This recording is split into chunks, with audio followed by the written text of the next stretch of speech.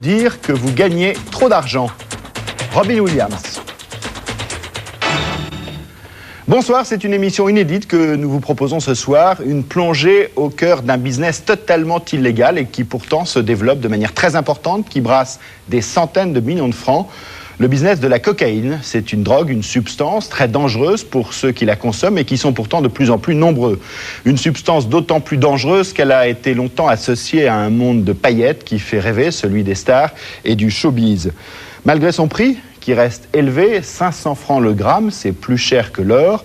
Le nombre de consommateurs de cocaïne a triplé en 5 ans en France. Aujourd'hui, tous les jeunes de tous les milieux professionnels sont exposés. Des consommateurs aux gros trafiquants, nous avons remonté toute la filière. Sujet tabou, qui consomme de la coke aujourd'hui en France? Dealers ou grossistes? Comment travaillent et combien gagnent ceux qui en vendent? Enfin, quel est le train de vie des plus gros trafiquants? C'est le résultat de 8 mois d'enquête. Cocaïne, Stars et Dealers, c'est ce soir dans Capital. La cocaïne n'est plus réservée aux seules stars du showbiz. Qui sont en France les nouveaux adeptes de cette drogue? Comment s'approvisionnent-ils? Combien gagnent les dealers qui les fournissent? Santé, prison, quels sont les risques? Après un an de traque, la brigade des stupes de Marseille arrête l'un des plus gros trafiquants français de cocaïne. Avec des centaines de millions de francs de chiffre d'affaires, comment s'organisent les barons de la coke? À quoi ressemble leur train de vie? De quels moyens disposent les policiers pour les traquer? Il y a 3 ans, notre rocker national et préféré, Johnny, jetait un pavé dans la mare en avouant publiquement, dans un interview accordé au journal Le Monde, qu'il consommait régulièrement de la coke. Pour beaucoup, c'est un choc. Pour beaucoup d'autres, ce n'est qu'un secret de polichinelle. Ils étaient nombreux à savoir que depuis longtemps, la cocaïne circulait dans le monde du showbiz. Mais aujourd'hui, sa consommation s'est étendue à beaucoup d'autres milieux. Les autorités sanitaires estiment qu'il y aurait plus d'1 demi-million de consommateurs de cocaïne en France. Comment se procure-t-il cette substance totalement interdite et à la vente et à la consommation? Combien rapporte cette drogue aux centaines de petits dealers qui en ont fait leur business? Enfin, que risquent-ils et ceux qui en vendent en France et ceux qui en consomment? C'est un reportage d'Hugo Plagnard, de Nicolas Valode, Jérôme Drieux et Sonia Roussel.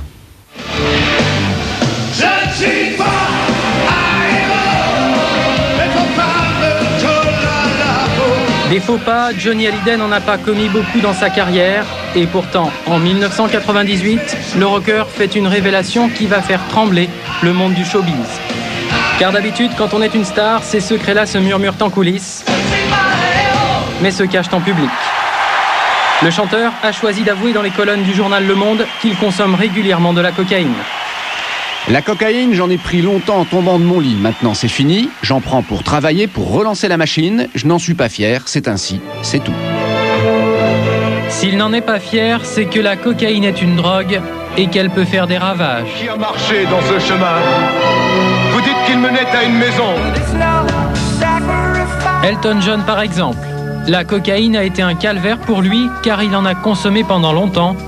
Au milieu des années 90, il décide de décrocher et de passer aux aveux. Il m'a fallu 16 ans pour pouvoir honnêtement, assis comme maintenant, demander à quelqu'un de m'aider, d'avouer que j'étais un drogué. Je ne pense pas que je retournerai à ce style de vie, mais qui sait, on ne doit jamais dire jamais. Mais je suis certain de ne pas le vouloir. Quand je me regarde et connais ces sentiments, je sens toujours le goût de la drogue dans le fond de ma bouche. C'était une histoire horrible.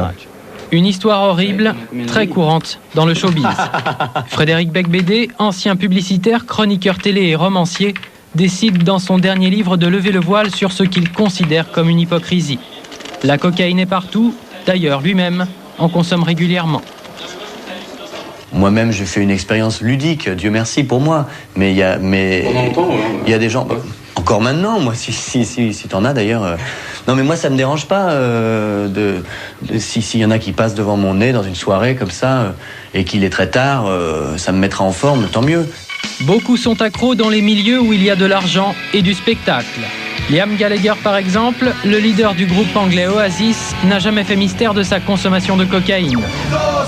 Une consommation qui a coûté très cher à Ricky Martin, la star mondiale de la vague latino. Seule une cure de désintoxication lui a permis de décrocher. Plus récemment, la police américaine a arrêté Whitney Houston pour possession et consommation de cocaïne. Une drogue présente aussi dans les vestiaires des grands sportifs, le footballeur Diego Maradona, le tennisman Mats Wilander ou encore la star mondiale du saut en hauteur Javier Sotomayor. Tous les trois ont été contrôlés positifs à la cocaïne.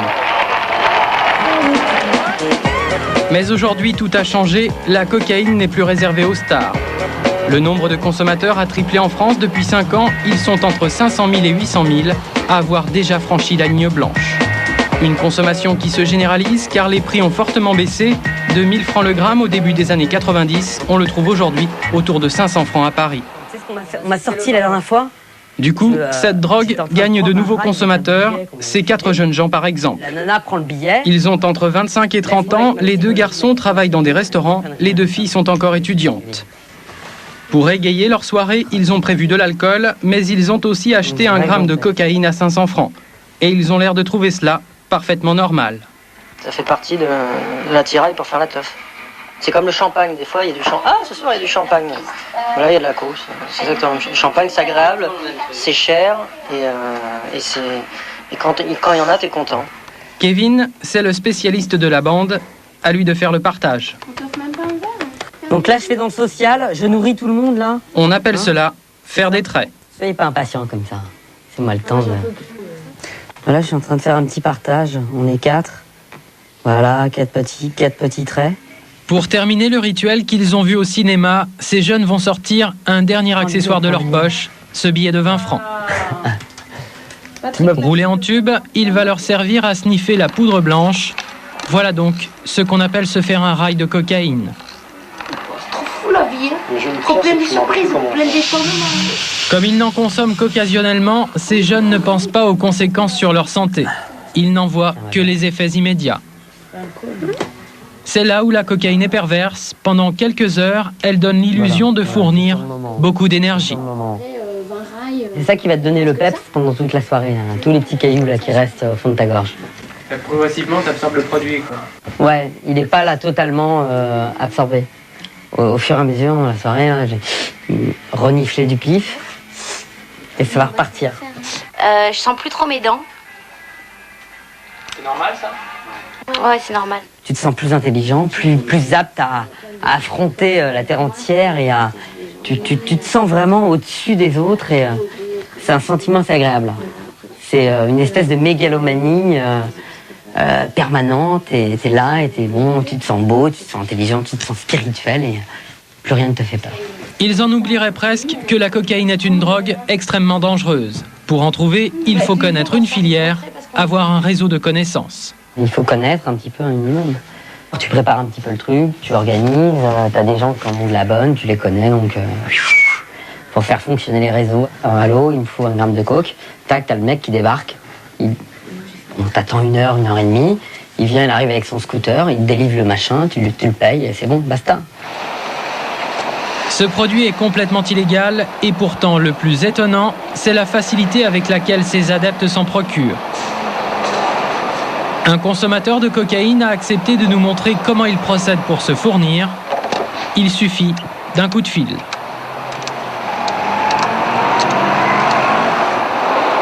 Allô ? Tu vas bien ? Bon, dis-moi, je voudrais qu'on se voit ce matin le plus tôt possible.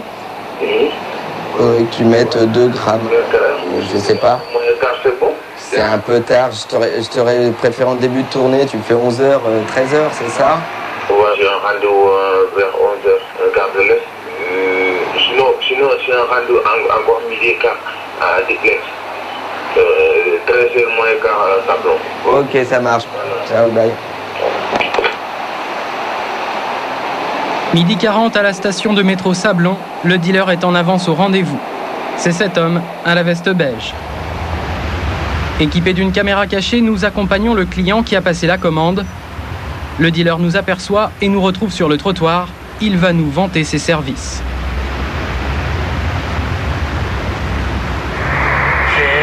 C'est quoi les délais à peu près Les délais, je t'appelle... Non, tu m'appelles pour demain, tu m'appelles... si le voir, tu m'appelles ce matin, tu me dis pour demain, quoi. Ouais, mais du jour au lendemain, tu peux en avoir... combien Ouais, après 10 comme ça, ouais. 10 Ouais. Ah ouais, c'est... Ouais. Et si je t'en prends 10, c'est combien 10, tu calcules, c'est 500, c'est... 500 ouais. Par 10, 500 Ouais. C'est pas... Ça va faire un geste Non, parce que là, moi, j'ai certains clients, je les fais un 600. Ouais. Ça marche. Les tarifs ne sont pas négociables. Ces 2 grammes de cocaïne, le dealer nous les propose à 1000 francs. Discrétion oblige, il insiste pour que nous allions dans la bouche de métro afin d'échanger notre argent contre sa drogue. L'homme est très prudent car il transporte sur lui plusieurs sachets de cocaïne, mais vous allez le voir, sa cachette est vraiment très discrète.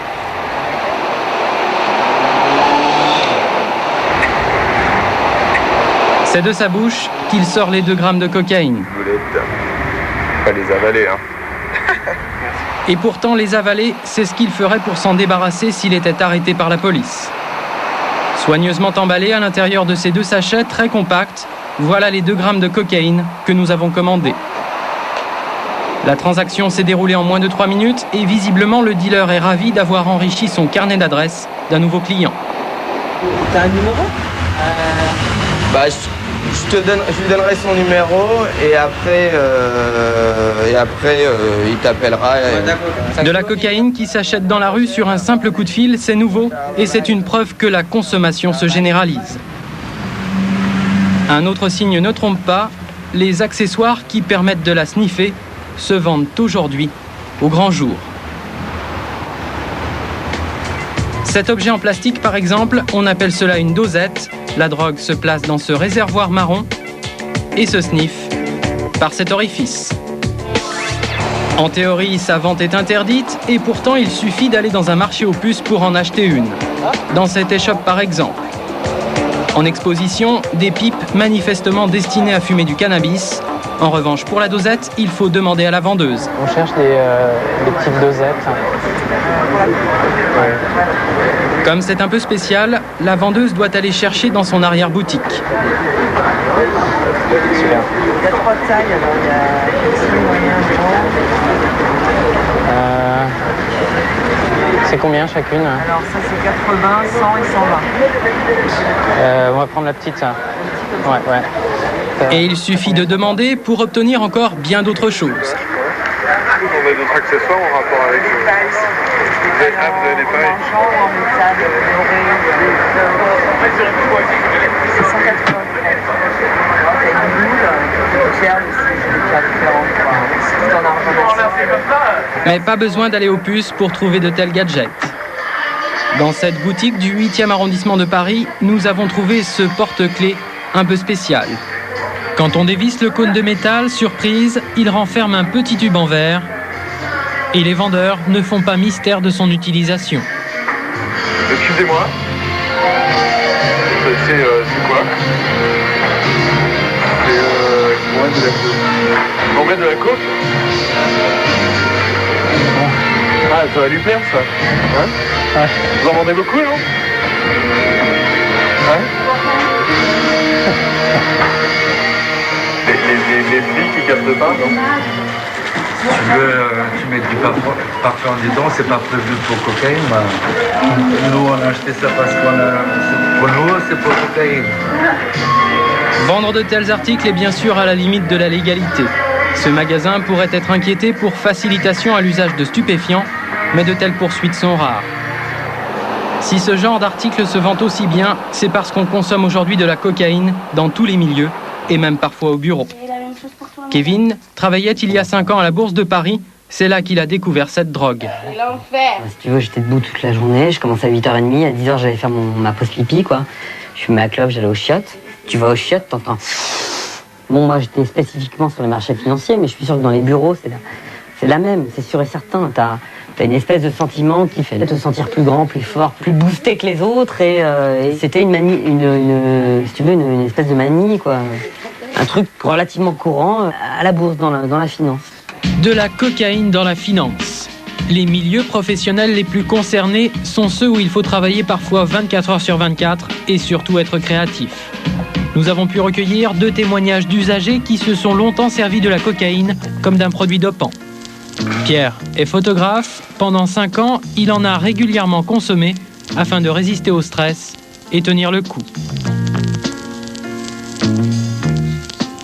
Il faut toujours être au top parce que la concurrence est rude, parce que c'est pas des métiers où on peut dire tiens, là j'ai terminé mes heures, j'ai fait mes 8 heures, je m'arrête, où il y a une obligation de rendement, une obligation de rendu, des délais. Donc effectivement, on a tendance à prendre la potion magique pour pouvoir repousser les Romains une fois de plus. Autre exemple, Xavier.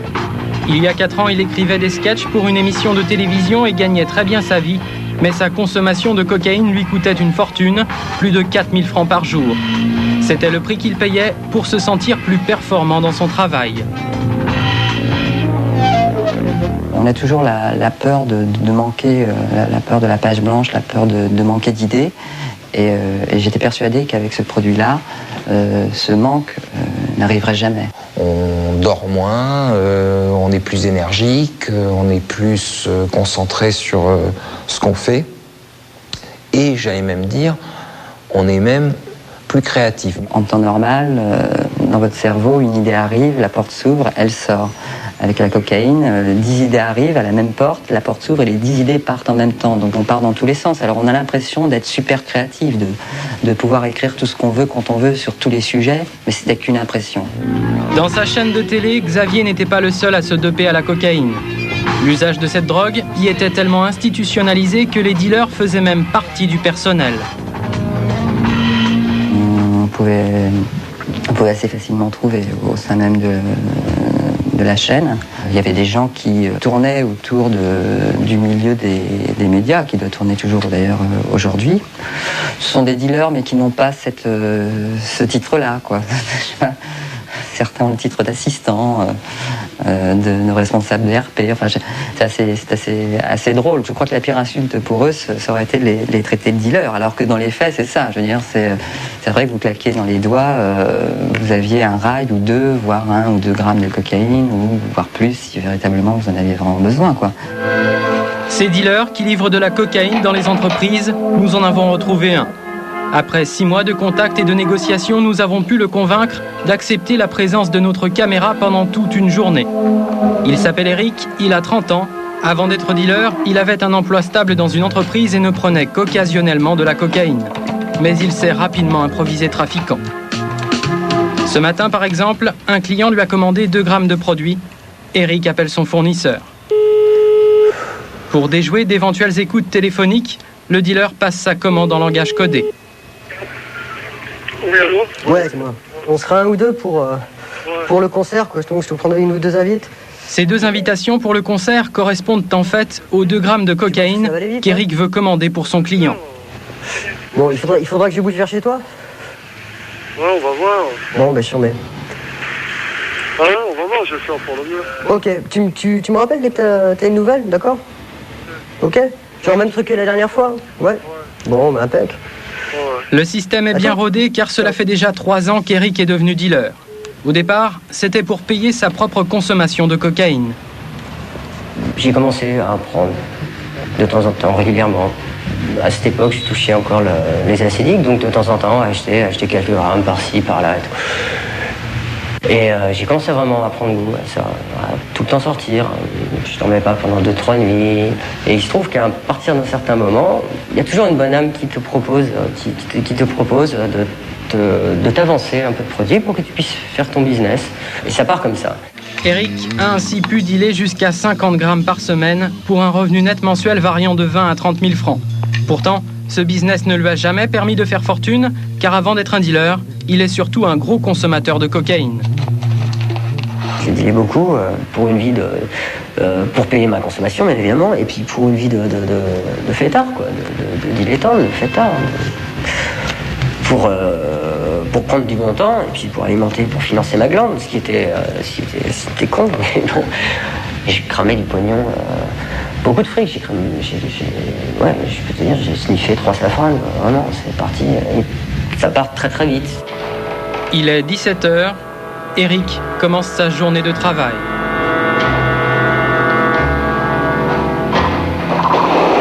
Le rendez-vous avec son fournisseur est fixé quelque part dans les quartiers nord de Paris. Pour nous permettre de filmer le deal, Eric a accepté de s'équiper d'une caméra cachée. Il est un peu plus de 17h, son fournisseur est au rendez-vous, c'est cet homme au blouson noir. Finalement, Eric lui a commandé 7 grammes de cocaïne. Bon, c'est bon, ça a marché? Ouais. Pour que la transaction passe totalement inaperçue, même en pleine rue, les deux hommes doivent se comporter le plus naturellement possible. Ils vont donc tranquillement marcher côte à côte et choisir le bon moment pour échanger la drogue et l'argent. Je sais pas comment tu les voulais, tout à fait. D'accord. T'as tout mis... Regardez bien, les 7 grammes de cocaïne sont soigneusement emballés dans les 2 sachets cachés dans ce paquet de mouchoirs en papier. D'accord, c'est bien, il y a le poids, ouais. Ok. Bon truc, impec.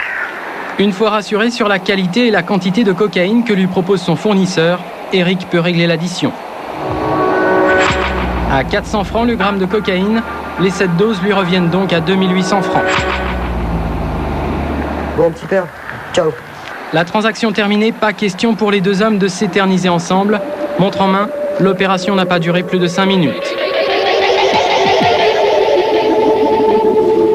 Les 7 grammes de cocaïne en poche, Eric rentre chez lui. Une étape obligée car il lui faut maintenant préparer les doses qu'il vendra à ses clients. Et vous allez le voir, à partir de 7 grammes de cocaïne, on peut faire beaucoup plus de marchandises. En langage de dealer, cette opération s'appelle retravailler la cocaïne. Autrement dit, Eric va la couper avec d'autres produits qui en ont l'apparence.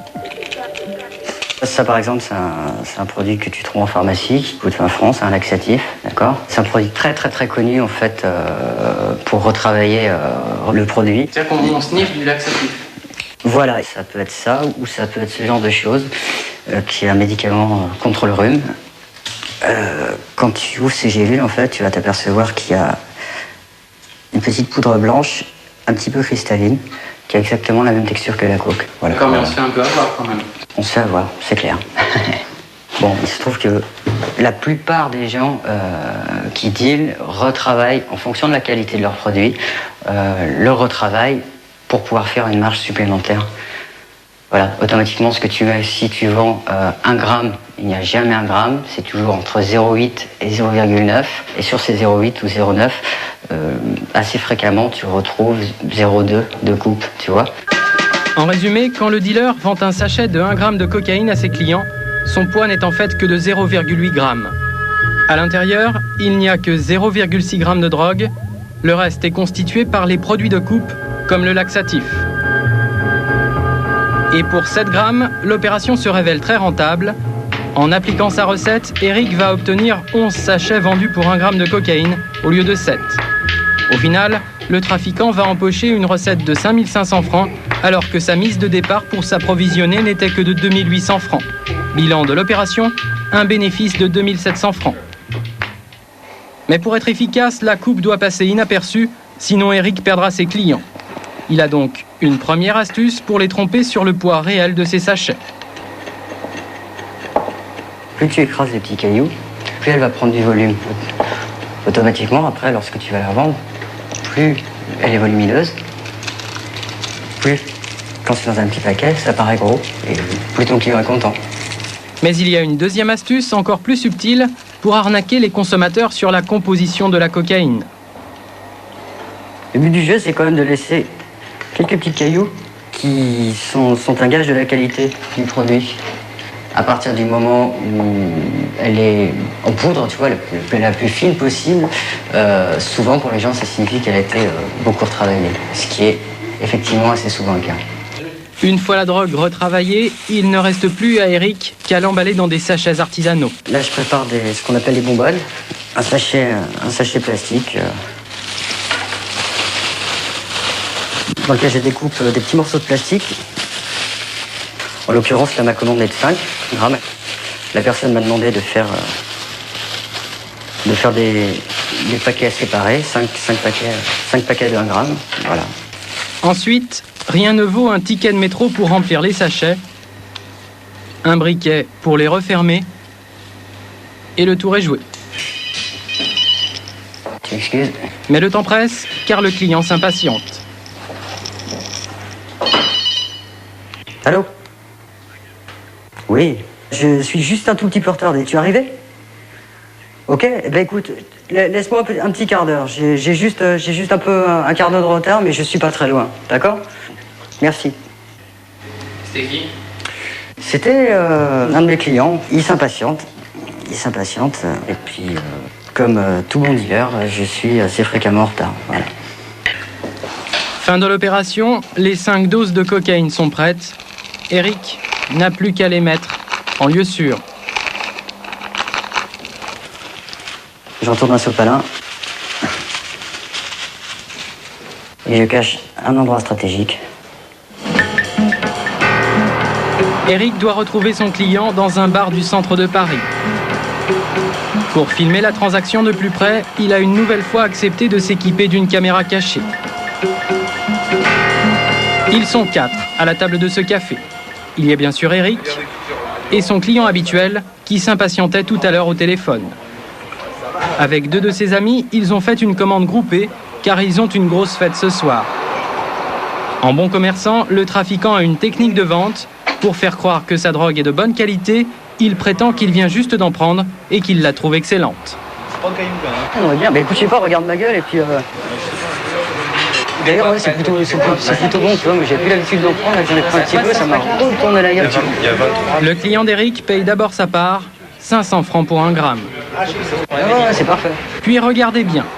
Le client qui est assis à gauche d'Eric fait passer le reste de l'argent dans un paquet de cigarettes pour être plus discret. Au total, pour les 5 grammes de cocaïne, les 3 consommateurs ont dû débourser 2500 francs. À Eric maintenant de faire passer la marchandise. Serré entre ses doigts, le paquet de mouchoirs en papier qui contient les 5 doses de cocaïne. Bien sûr. C'est le blanc, c'est ça ? Ouais. Ok. Fin de la transaction, les clients quittent le bar pour aller à leur soirée. Pour Eric, ce trafic serait un business comme un autre. À l'écouter, il n'y aurait aucun mal à vendre de la cocaïne à des personnes consentantes. C'est des gens qui ont les moyens, qui savent ce qu'ils font, qui s'amusent. Il n'y a rien de glauque. Tu vois, il n'y a pas cette relation de vendeur de mort, tu vois, il n'y a pas ce côté que tu retrouves dans tout ce qui est lié au milieu de l'héroïne, tout ça. Donc, ça se passe, quoi, tu vois. Tu joues sur le vice des gens automatiquement, mais voilà, ils le savent, il n'y a pas... Personne vient te voir en étant en manque, tu vois. Le discours du dealer n'est évidemment pas celui des médecins. Cette poudre blanche est une drogue très dangereuse qui crée elle aussi un phénomène de manque. Et même si elle n'est pas physique, cette dépendance à la cocaïne est aussi grave puisqu'elle est psychologique. Xavier, celui qui écrivait des sketchs pour la télévision, a dû suivre une cure de désintoxication pour s'en sortir. C'était il y a 4 ans et pourtant la cocaïne reste en lui comme un cauchemar. Je suis un miraculé, quoi. C'est tout ce que je peux dire. Je reviens de l'enfer. Et à un moment, j'étais plus capable de gérer ma vie. J'étais plus propriétaire de ma vie. C'est la drogue qui me guidait. C'est ça qu'il faut la trouver. Psychologiquement, c'est elle qui avait le pas sur moi. C'est elle qui me tenait. J'étais très près d'aller dans le mur. C'est-à-dire qu'on est très facilement parano, on est très facilement schizophrène, on ne se rend plus compte du tout du danger. Et j'ai vu des gens sombrer psychologiquement, c'est-à-dire des gens brillants et devenir des loques. C'est là que c'est merde, putain, des gens aussi brillants devenir plus rien, c'est-à-dire être totalement dépendant de ça, ne plus avoir cette petite lueur de génie dans les yeux, cette intelligence-là bouffée par cette saloperie, c'est triste, quoi, merde, c'est du gâchis, quoi. Ouais, c'est un gâchis. Qu'est-ce que ça a cassé chez vous ? Ma vie affective en a été profondément bouleversée, puisqu'en plus, la personne avec laquelle je vivais, je l'ai appris plusieurs années après, est morte, elle, d'overdose, parce qu'elle n'avait pas arrêté. C'est quand même super destructeur, quoi. C'est trop cher payé, quoi. Sniffer de la cocaïne peut tuer. En 1999, 7 personnes sont mortes d'overdose en France. Mais sans aller jusque-là, il peut y avoir d'autres effets très graves sur la santé. Bertrand Lebeau est médecin. Cela fait 10 ans qu'il s'est spécialisé dans les problèmes de toxicomanie. Il peut aussi y avoir des crises d'épilepsie sous cocaïne. Donc, aux États-Unis, où il y a eu une épidémie de cocaïne de très très grande ampleur, la première urgence liée à l'usage de drogue dans les hôpitaux américains, c'était les overdoses de cocaïne. Il y a aussi une deuxième complication qui est extrêmement fréquente, c'est les complications nasales. C'est que finalement la muqueuse, elle est bien entendu pas faite pour ça, et que lorsque les gens sniffent de manière régulière de la cocaïne, les produits de coupe ont aussi leur part là-dedans, ils vont bien entendu abîmer leur muqueuse, qui va pouvoir finir par saigner, et donc par s'infecter. Ces risques pour leur santé, les cocaïnomanes les ignorent souvent. Plus grave, contrairement à l'héroïne, il n'existe aucun traitement pour les aider à décrocher. On ne dispose pas aujourd'hui de produits de substitution à la cocaïne.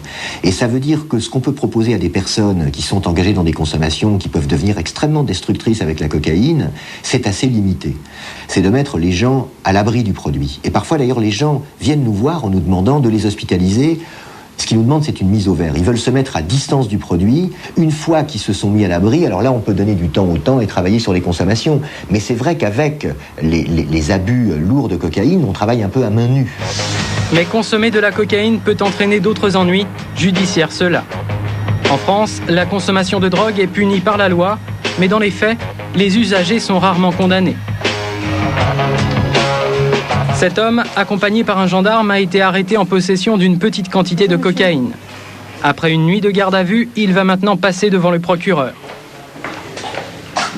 Entrez, je vous en prie, asseyez-vous. C'est cette femme, Nathalie Riomet. Alors, monsieur Guillauet, moi je suis le procureur de la République. Je suis à elle de décider ou non d'engager des poursuites contre cet homme. J'ai bien vu la procédure. C'est un simple consommateur sans casier judiciaire. Il a un travail, un domicile, une femme et des enfants. Le procureur choisit de classer l'affaire.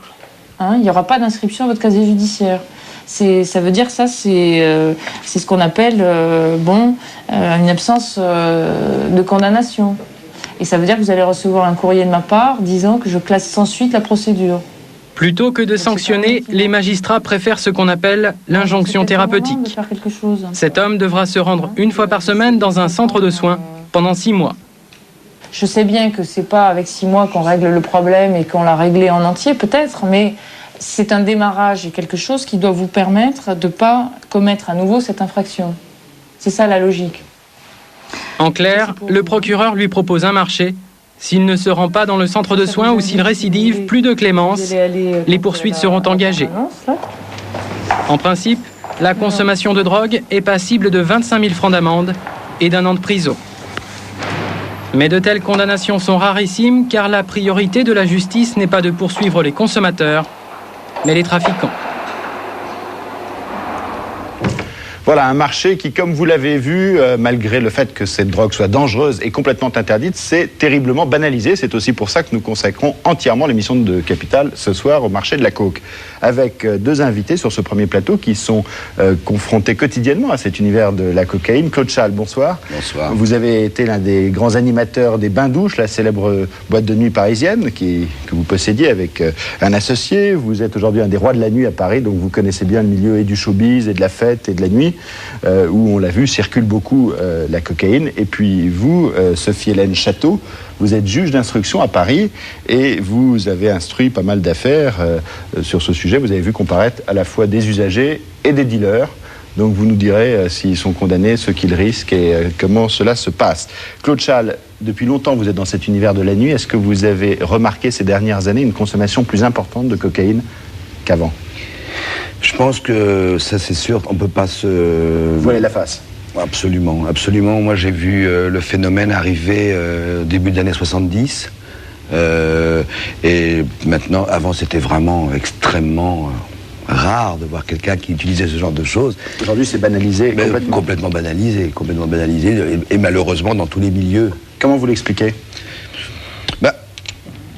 Ça paraît assez simple et peut-être logique. Ça veut dire que c'est toujours des choses qu'utilise l'élite qui donnent envie aux autres de ressembler à l'élite. Les gens qui ont de l'argent, les gens qui brillent, les gens... Donc il est évident que cette chose est restée et toujours malheureusement dans ce milieu. Donc les autres ont envie de copier, de faire la même chose. Malgré ces ravages, est-ce que vous avez connu des gens ravagés par la coke ? Regardez, moi je pense que... J'ai vu beaucoup de choses dans ce domaine-là. J'ai perdu pas mal d'amis qui ont commencé d'une manière ludique, au début peut-être même épicurienne, et qui après sont rentrés dedans parce que ça leur a plu. Et après, je pense qu'à dose exagérée, malheureusement, on peut perdre beaucoup de choses, quoi. On peut perdre sa vie. Vous disiez, ça se répand dans l'univers de la fête de la nuit à Paris ou ailleurs. Il y en a de plus en plus. Vous, dans les boîtes de nuit dans lesquelles qui sont les vôtres, est-ce que vous laissez faire ? Est-ce qu'on peut l'empêcher ? Ah bah, sûrement pas. Bah, moi, je peux pas. Est-ce qu'on peut l'empêcher ? Non. Je veux dire, quand vous voyez des gens qui font un rail de coke, qu'est-ce que vous faites ? Un rail de coke dans un établissement public en France ou même à l'étranger, je pense que c'est pas possible de le faire. Il y a une loi. Donc vous mettez en péril. Mais non, vous mettez en péril votre affaire. Vous avez des employés. Vous pouvez pas mettre en péril votre affaire. Donc vous êtes obligé de faire très attention de ne pas avoir des gens qui vendent déjà, qui dealent. Le plus gros problème. C'est autre chose encore. Le plus gros problème, c'est les dealers. Mais que les gens arrivent chez vous chargés, malheureusement, c'est le cas partout. Et quand vous voyez quelqu'un qui en prend, qu'est-ce que vous faites ? Il est viré. Ça arrive souvent. Pas tellement que ça. Les gens font quand même attention. Ça veut dire que vous les voyez pas. Ils se cachent peut-être. Alors, ceux qui sniffent tout seuls, on peut pas les suivre dans les toilettes non plus. Alors, qu'est-ce qu'on fait ? Nous, on a même eu une idée à un moment, c'est qu'on payait des gens qui faisaient partie de la clientèle et qui cherchaient. Parce que notre vrai problème, c'était pas ceux qui en consommaient, c'était ceux qui en vendaient. On voulait pas que les gens sachent que chez nous, on pouvait trouver facilement ce genre de produit. C'est ça, on s'intéresse finalement plus aux dealers qu'aux usagers. Vous le confirmez, Sophie Hélène Château, les usagers aujourd'hui, on les laisse à peu près tranquilles ? Tranquilles. Malgré les peines encourues, on l'a vu à la fin du reportage, 25 000 francs d'amende, 1 an de prison, mais les condamnations, on l'a dit à la fin du reportage, vous allez le confirmer j'imagine, sont rarissimes, voire exceptionnelles. Pour un usage simple, c'est vrai que les poursuites et les condamnations sont exceptionnelles parce qu'on va privilégier d'autres modes de traitement, des modes alternatifs qui sont l'injonction thérapeutique, le classement sous condition, qui correspond bien mieux au profil de l'individu qui est un simple usager. En revanche, les usagers vont nous intéresser au niveau de l'instruction comme témoins parce que ce sont eux qui pourront nous donner tous les moyens d'identifier les dealers. Ce sont les dealers qui vous intéressent donc. Que risquent-ils eux quand l'usager risque 1 an de prison et 25 000 francs d'amende, le dealer risque combien ? Alors, le dealer qui est en même temps usager et qui n'a dealé que pour sa consommation personnelle, c'est-à-dire ce qu'on appelle les petits dealers, ceux-là risquent 5 ans d'emprisonnement. Et ceux qui ont dealé sans être consommateurs risquent 10 ans d'emprisonnement. Et puis, bien sûr, il y a aussi, on encourt des peines criminelles pour les très gros trafics organisés qui risquent des peines d'assises, mais ça concerne très peu d'affaires. Alors, les gros trafiquants, on les verra dans la deuxième partie de cette émission. Mais déjà, quand on consomme, quand on deal et qu'on consomme, on risque moins que quand on deal sans consommer. Oui, parce que quand on consomme, on est souvent poussé à dealer pour pouvoir se payer sa consommation, parce que comme vous l'avez vu, c'est une drogue qui reste chère. Donc c'est une forme de circonstance atténuante, en gros. Celui qui deal... Non, mais si, puisqu'il risque moins que celui qui deal sans consommer. Oui, parce qu'on estime qu'il est dépendant aussi de sa marchandise, et en général, ça concerne des petites quantités. Est-ce que vous poussez parfois les dealers à dénoncer leurs fournisseurs pour taper plus haut ? Bien sûr, c'est le but de l'instruction et c'est tout ce que nous cherchons. Alors, en échange, c'est pas un troc de marchand de tapis, mais c'est très clair qu'un petit dealer, s'il donne des informations qui permettent d'identifier son fournisseur, sa peine pourra être divisée par 2 au moment du jugement devant le tribunal. Dernière question, est-ce que vous avez constaté ces dernières années que ce trafic se banalisait et augmentait compte tenu du nombre de gens que vous avez vus comparaître devant vous ? Oui, augmenter légèrement, progressivement. Se banaliser, oui, parce que j'ai eu quelques exemples que je n'aurais pas eu il y a quelques années, notamment l'année dernière. J'ai eu une affaire concernant un cadre qui avait perdu son emploi et qui avait un très bon salaire, un niveau de vie très correct pour faire vivre sa femme et ses enfants et qui n'a pas osé avouer donc sa perte d'emploi à son entourage et qui a voulu le maintenir uniquement en trafiquant de la cocaïne dans son entourage et dans son club de sport et ce genre d'environnement. C'est quelque chose, c'est un exemple assez original qu'on n'aurait pas vu il y a quelques années. Il est devenu trafiquant pour ne pas perdre la face socialement dans son Voilà, et pour maintenir un train de vie important. Et donc il a été condamné à 5 ans de prison. 5 ans de prison, plus des amendes douanières très lourdes. Il a eu également un contrôle fiscal, redressement fiscal. Parce qu'il y a aussi des amendes fiscales et douanières, effectivement, quand quelqu'un est arrêté, parce qu'on estime qu'il a fraudé le fisc, parce que tout ça se fait au black, au noir. Oui. Et douanière, pourquoi douanière ? Douanière parce que c'est une importation illégale et donc les douanes sont partie civile et viennent à l'audience demander donc qu'il soit condamné à des amendes. Merci d'avoir été avec nous pour la première partie de cette émission. Dans la deuxième partie, nous allons remonter un peu plus haut dans les filières jusqu'aux gros trafiquants, jusqu'aux grossistes, mais aussi les très gros trafiquants. Un document inédit, exceptionnel, que vous verrez dans un instant après une page de publicité. À tout de suite. Après 1 an de traque, la brigade des stupes de Marseille arrête l'un des plus gros trafiquants français de cocaïne. Avec des centaines de millions de francs de chiffre d'affaires, comment s'organisent les barons de la coke ? À quoi ressemble leur train de vie ? De quels moyens disposent les policiers pour les traquer ? Cocaïne, Star et Dealer, deuxième partie de cette émission. Vous avez découvert dans la première partie l'ampleur avec laquelle se développait ce marché de la cocaïne, qui étaient les consommateurs, les dealers. Nous allons maintenant remonter plus haut dans la filière jusqu'à ceux qui les approvisionnent et qui organisent ce trafic. Un document totalement inédit, assez exceptionnel, qui va vous permettre de voir qui sont les gros trafiquants, combien d'argent gagnent-ils, comment sont-ils organisés pour gérer ce business totalement illégal. Quel est le train de vie de ces parrains qui brassent parfois plusieurs dizaines de millions de francs ? En face d'eux, la police. De quels moyens dispose-t-elle pour les pister, les traquer et démanteler ces réseaux ? Nous avons notamment suivi avec la brigade des stupéfiants de Marseille la traque de l'un des plus gros caïds opérant en France. Un document signé Nicolas Valode, Reynald Lelouch, Tony Casabianca et Pascal Varin.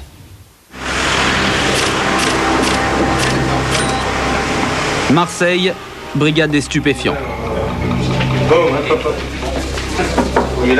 En ce début d'après-midi, le commissaire Éric Burle est en état d'alerte. Ce policier de 40 ans est le patron de cette brigade antidrogue. Il vient d'apprendre qu'un parrain de la cocaïne qu'il pourchasse depuis longtemps vient d'être localisé. Direction le bureau d'un de ses hommes. Thierry, c'est cet inspecteur qui a retrouvé la piste du caïd à Nice, chez une maîtresse. On a une conversation où on apprend que finalement il est... Chez la fille. Chez la fille. Donc il était hier soir, il est encore ce matin. Hier ce matin. Et la fille ne travaille pas aujourd'hui. Il risque d'être là-bas, mais le problème c'est qu'ils ont dû aller ils risquent d'aller à la plage. Mais bon, on peut le prendre ce soir. Hein. Ouais, ça va. C'est maintenant. Hein. Allez. Et il est plein. Ah, ça va. Il a fait le plein. Bon, ben alors il faut déclencher le plein hors sec. De la coke, du shit et du pollen. Eh ben ça va. Voilà, ce qu'on va fixer, c'est 6 mecs qui partent à Nice. Il faut trouver 3 autres mecs. On est d'accord ? L'homme qu'ils espèrent arrêter n'ayant pas été jugé, nous ne pouvons révéler son identité. Appelons-le Patrice. À 38 ans, c'est un gros caïd du grand banditisme. Trafic de voitures volées, machines à sous clandestines, mais surtout trafic de cocaïne à un niveau international. Suspecté d'un double meurtre, incarcéré en Espagne, il s'est évadé avec la complicité d'un commando armé. Pour le commissaire, c'est un très gros gibier. Normalement, il n'y a que lui. Hein. Il est avec sa Gonzasse, donc il est resté là, lui. Hein. Moi, je viens avec vous. La brigade des stupes de Marseille, c'est 50 hommes. C'est l'élite de la police marseillaise. On se bat pour pouvoir en faire partie. Payés en moyenne 16 000 francs par mois, ce n'est pas le salaire qui les motive, mais plutôt le prestige de cette brigade antidrogue. Carrément la mitraillette. Mitraillette, arme de poing. Aujourd'hui, ils se mettent à 6 pour aller arrêter ce baron français de la cocaïne. Mais malgré leur arsenal, ces policiers font-ils le poids face aux gros bonnets de la drogue qui, eux, disposent de moyens colossaux. Car la cocaïne, c'est aujourd'hui l'activité criminelle qui rapporte le plus.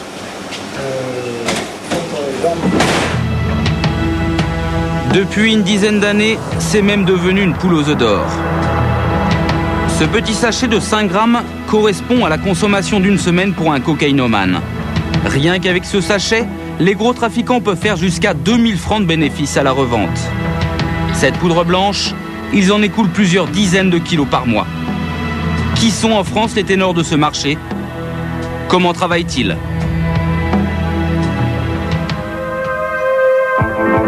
Tout Tout a commencé il y a une dizaine d'années avec Georges Bertoncini, ancien carrossier et premier gros bonnet de la coke en France. Il s'était déjà rendu célèbre avec l'enlèvement du baron Empin, un riche industriel. C'était à la fin des années 70. Ce fait divers tient en haleine toute la France pendant 63 jours. Le gangster réclame une rançon de 40 millions de francs. Ça ne marche pas. Il se fait arrêter et passe 11 ans derrière les barreaux. À sa sortie en 89, il se lance dans le trafic de coke. C'est le pactole. Il se fait alors construire à Bandol cette villa de 400 mètres carrés avec piscine à débordement et terrain de tennis. Il faut dire que Georges Bertoncini est à la tête d'une organisation internationale. Il négocie directement avec les gros bonnets de la drogue colombien, comme Pablo Escobar. Il importe la cocaïne en France par dizaines de kilos avec des voiliers de plaisance. Chaque voyage lui rapporte de 10 à 15 millions de francs. C'est précisément son train de vie qui va le trahir. La brigade des stupéfiants de Marseille finit par le repérer. Après une longue surveillance de plus d'1 an et demi, tout s'effondre pour Georges Bertoncini, le 25 septembre 1994. Il est arrêté dans un port breton alors qu'il réceptionne 100 kilos de cocaïne. 4 ans de trafic et d'opulence se terminent ce jour-là. Le premier baron français de la coke finira sa vie en prison. Il est mort il y a 6 mois. Mais la relève est assurée.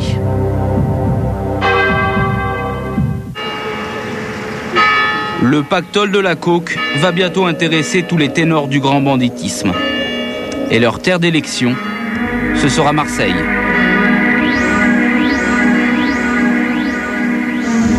Ces dernières années, cette ville est devenue la plaque tournante de la cocaïne en France.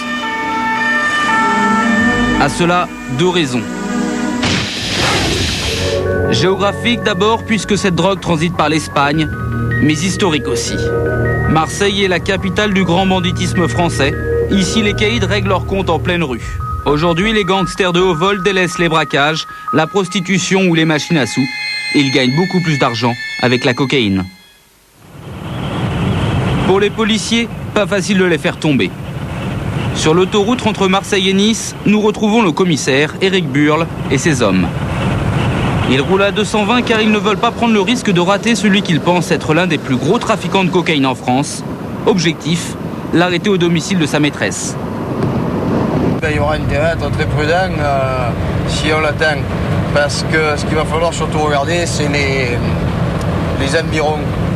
Les environs, parce que ça c'est le genre de gus qui est tout à fait capable, c'est même quasiment certain, de nous faire le tour du quartier avant de rentrer chez lui. Ça m'étonnerait qu'il arrive, qu'il se gare tranquillement et qu'il rentre chez lui avec sa clé comme le contribuable moyen. L'homme en cavale est sur ses gardes, il ne faut pas éveiller ses soupçons. Dernières instructions du commissaire à ses hommes. Il y a 3 voitures qui filent sur Nice. Dans la première, Philippe et Denis. Ils arriveront les premiers sur place et surveilleront étroitement les mouvements de voitures devant l'immeuble. Moins d'1 heure après avoir quitté Marseille, les policiers arrivent à Nice. C'est dans cet immeuble que Patrice a été localisé. Il y a passé la nuit dernière avec sa maîtresse. Il est 16 h. Personne ne sait s'il s'y trouve encore. En bas de l'immeuble, Denis va faire un premier repérage.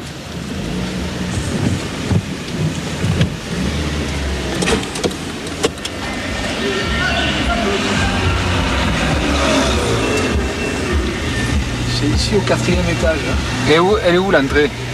L'entrée, elle est où? C'est qu'un immeuble comme ça, il doit avoir un parking souterrain. Il doit être derrière l'entrée, non? Une fois l'entrée du parking repérée, Denis et Philippe vont planquer dans une impasse voisine, d'où ils peuvent observer discrètement les entrées et sorties des voitures. Pendant ce temps-là, Éric Burle se poste de l'autre côté de la rue, à 500 mètres de l'entrée de l'immeuble. Pour identifier Patrice, les policiers ont un indice précieux, cette photocopie de ses faux papiers. L'homme a commis une erreur en présentant cette pièce pour régler par chèque une nuit d'hôtel il y a plusieurs mois. L'autre indice, c'est une description de son véhicule, apparemment une grosse cylindrée allemande. Elle était bleue, non? Donc... À 18 h, c'est le signal. L'homme n'a sans doute pas bougé de l'appartement. D'après le concierge de l'immeuble, il y a une Audi garée depuis la veille dans le parking. Quelque chose encore dans le coffre ?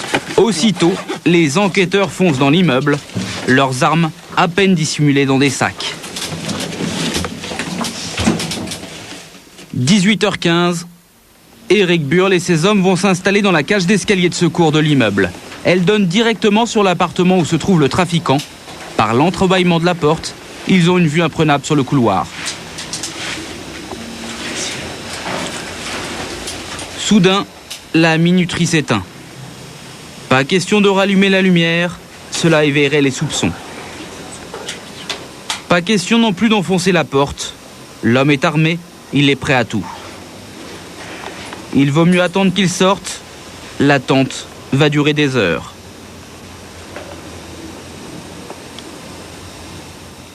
Toute une nuit sans sommeil, en alerte permanente. 5 heures, du bruit dans l'appartement. Mais personne ne sort. Et ça recommence à 8h20, la tension est alors à son comble. Car cette fois-ci, la lumière du couloir s'allume. C'est la petite amie qui descend acheter des croissants. L'assaut est imminent, il décide d'attaquer dès son retour. Elle va rentrer 3 quarts d'heure plus tard.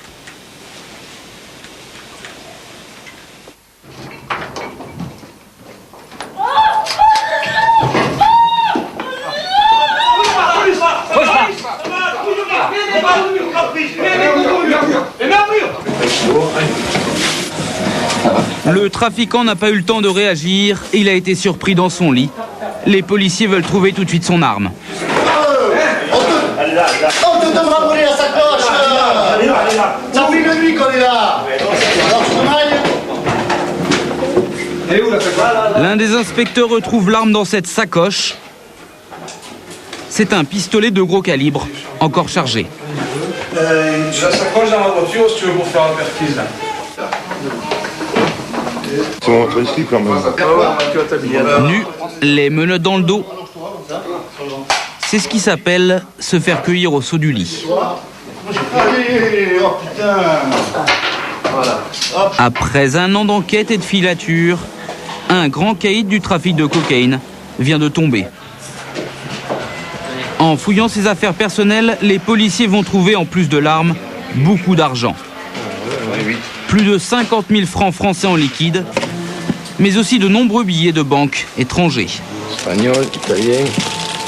L'Espagne et l'Italie, 2 pays où Patrice se rendait régulièrement pour organiser son trafic de cocaïne. Autant de grosses coupures en lire et en pesetas, cela semble confirmer ses nombreux voyages. Tous ces billets sont comptés un à un. Ils vont être mis sous scellés et devenir des pièces judiciaires, comme l'arme, les faux papiers, mais aussi la dizaine de portables qu'ils vont trouver. Autant de pièces à conviction qui seront remises au juge d'instruction.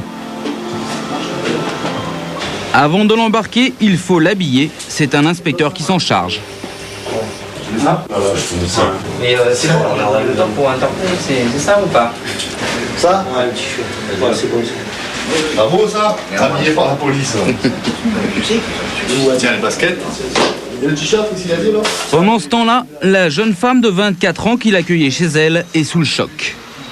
Impuissante, elle voit les policiers retourner tout son appartement à la recherche d'éventuels éléments à charge. Même ses photos de vacances y passent. Mais ce que recherchent avant tout les policiers, c'est de la drogue. Ouais, on a un truc même pas bien planqué, mais un petit truc. Tu regardes ça et... Ils ne s'attendent pas à en trouver beaucoup. Aujourd'hui, les gros trafiquants comme Patrice évitent de manipuler de la cocaïne. Ils laissent ça à leurs subalternes. Mais pour les policiers, c'est très important de trouver au moins quelques échantillons, car cela constitue un flagrant délit de détention et ça facilitera le travail du juge. Tout l'appartement est passé au peigne fin, jusqu'au congélateur. En fait, c'est juste à côté, dans un tiroir de la cuisine, qu'ils vont en trouver. C'est à toi? Ouais, hein? C'est quoi la coque? Ouais, la coque. Avec la cocaïne, il y a aussi ces 2 blocs de hashish. Des échantillons, ça. Tout ça, ce sont des échantillons qu'il présente à de gros acheteurs avant une livraison. La cocaïne a une drôle de couleur saumon. C'est en fait une variété plutôt rare. Ce rose est dû à la façon dont les producteurs l'ont raffinée. Elle se trouve sous forme d'un bloc compact. Il y en a 160 grammes, 80 000 francs à la revente. Pas grand-chose pour un gros trafiquant. Patrice ne cherche pas à se défiler. Il reconnaît que tout ce que les policiers ont trouvé dans l'appartement lui appartient. Il ne veut pas que sa petite amie ait des ennuis à cause de lui. Mais c'est raté. Le commissaire va l'embarquer, elle aussi.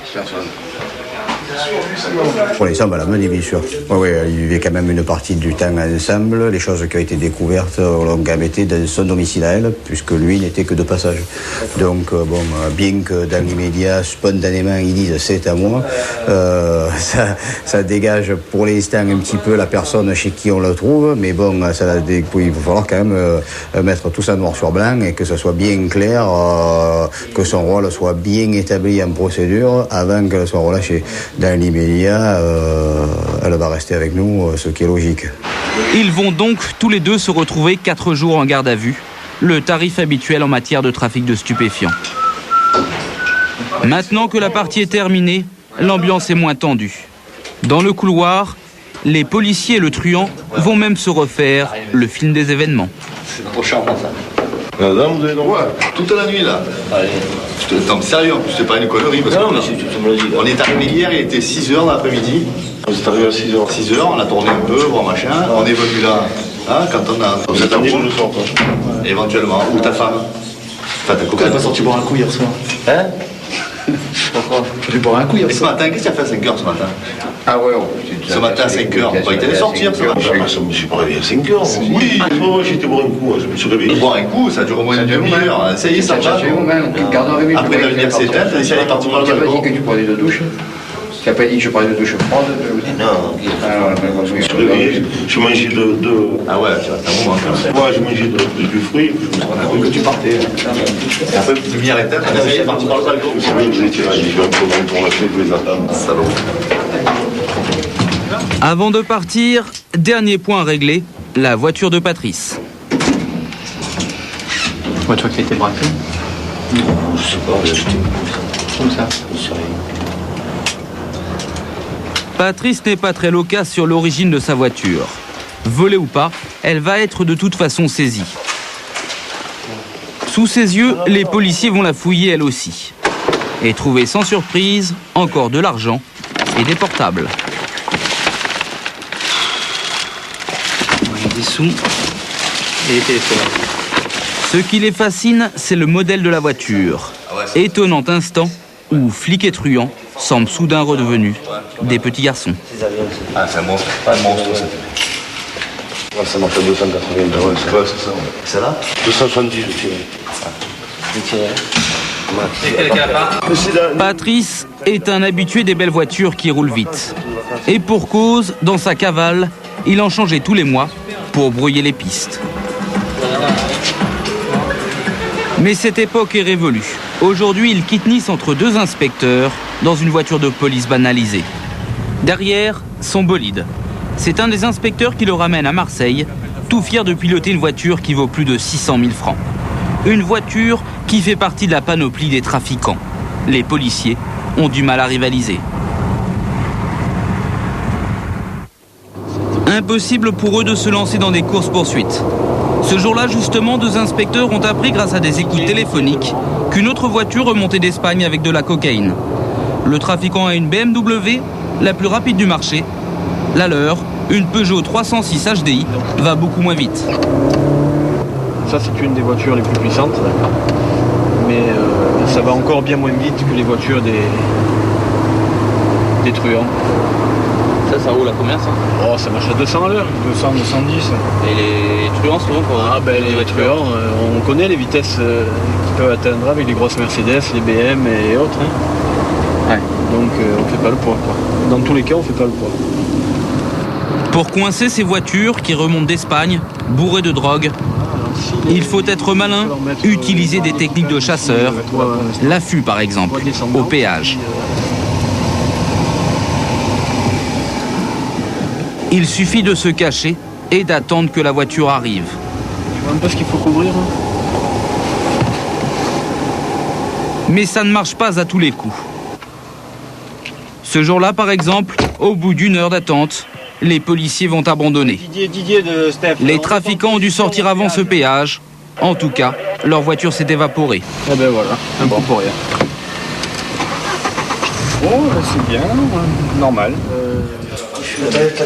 Patrice, lui, vient d'arriver dans les locaux de la brigade. Il risque de 5 à 20 ans de prison.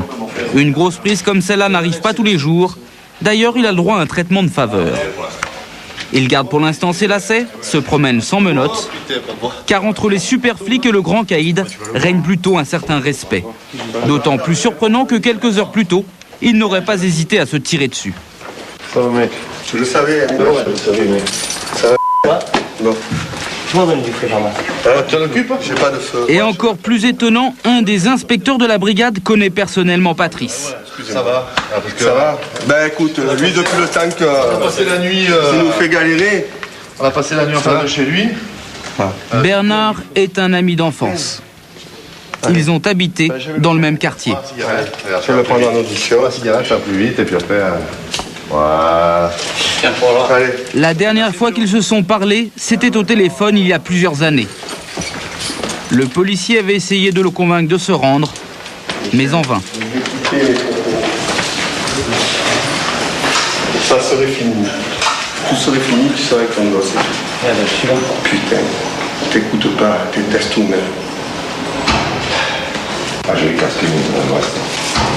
C'est pas mal, je le paye et puis je finis. Bernard sait bien que le caïd ne révélera pas ses secrets aux policiers. C'est la loi du silence qui règne dans le milieu. Oui, je sais que tu vas rien dire, mais après on peut quand même discuter. Ça fait longtemps qu'on ne s'est pas vraiment discuté, mais je te rassure, tes oreilles, tu veux, tu me parles de mon fils, tu veux, tu me parles de ce que tu veux, de ton petit, tu vas faire un temps au téléphone, là, ça va t'aider. Ouais. Voilà. Non, mais on discutera quand même. Peut-être qu'il y a, sans vouloir te tirer les verres du nez. Tu vois, je suis prêt à payer. Si je dois payer 4, je payerai 5, je paye 5, si je paye 6. Après, je vais me prendre un restaurant, tranquille, mec. Je t'ai mis l'argent de côté. Je suis fatigué, mon pote. Non, j'ai pas d'argent de côté, mais c'est pas... Je t'avais dit, il y a 3 ans, je t'avais proposé, je t'avais dit, tu aurais fini, tu aurais tout payé, c'était fini. Je préfère payer que m'arranger, je m'arrange pas. Ah, tu t'arranges pas. Des fois, il y a des arrangements. Il vaut mieux, on a toujours dit, il vaut mieux un bon arrangement qu'un mauvais procès. Je m'arrange pas, mec. Un mauvais arrangement qu'un bon procès. Faire un bon procès. C'est vrai? C'est que... Je m'arrange pas, mec. Pas de... Ah non, mais c'est sûr, je m'arrange pas. Je peux pas... Je préfère m'en payer 2, 3, 4 fois de plus que... Je vais grossir, je vais faire du sport, je vais bien manger. Les policiers s'y attendaient. Le caïd préfère une lourde peine de prison plutôt que de dénoncer ses complices. La première audition est donc rapide. Il n'y a rien sur ton identité, comme quoi tu as pris connaissance d'interpellation de la perquisition et que pour l'instant tu veux garder le silence. C'est bon? Mais Patrice a toutes les audaces. Non, c'est bon, la première. Il conseille même aux policiers de changer leur plaque de voiture, car grâce à celle-ci, il les avait déjà repérés par le passé. Mais j'ai déjà vu dans le quartier des voitures immatriculées 13, pas mal. J'allais jouer aux voitures, les gars, comme vous avez dit. Mettez-moi pour replaquer, mettez-moi un 06 ou...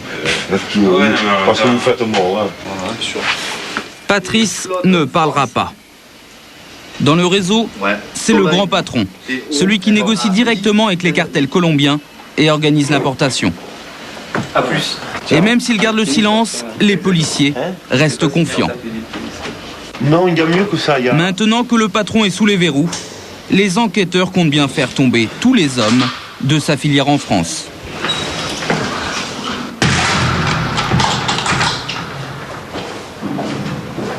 C'est comme une entreprise, vous avez le PDG, vous avez des cadres supérieurs, des cadres moyens et puis des ouvriers. Ça fait bon, c'est finalement c'est un peu ça, parce que c'est un réseau, c'est un commerce. Hein, bon, donc il y a un réseau avec des fois des fonctions bien précises, comme dans une entreprise. Hein, le gars qui fait que le chauffeur, le gars qui fait que le passeur, le gars qui fait que fournir des locaux ou fournir des téléphones.